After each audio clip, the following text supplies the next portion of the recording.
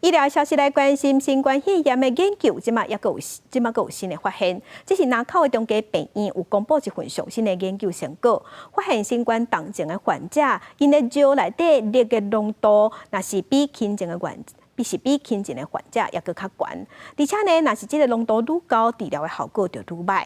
即马证明讲，重金属氯和新冠疾病的严重程度有相牵连。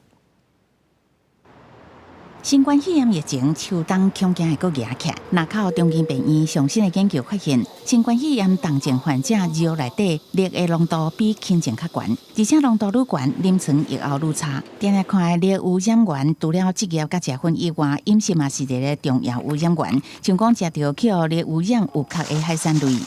主要是从我们饮食中，还有空气污染及职业暴露等。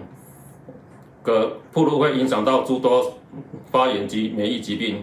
研究团队表示，这届研究拢总574个新冠确诊患者，其中252个是重症。经过统计分析发现，比起轻症患者，重症患者平均年纪较大是70.9岁，尿内底氯浓度嘛较悬。搁再进一步分析，尿内底氯浓度愈悬的，费用不足使用呼吸器的比例较悬，死亡率嘛较悬。又才会当证明重金属氯甲新冠疾病严重度有真大关系。铬中毒有2个器官会受到影响，第一个它引起肾功能的异常，造成肾衰竭。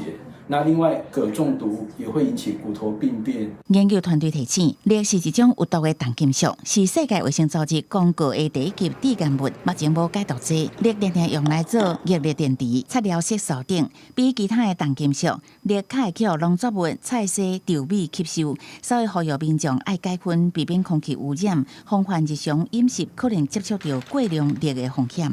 记者综合报道。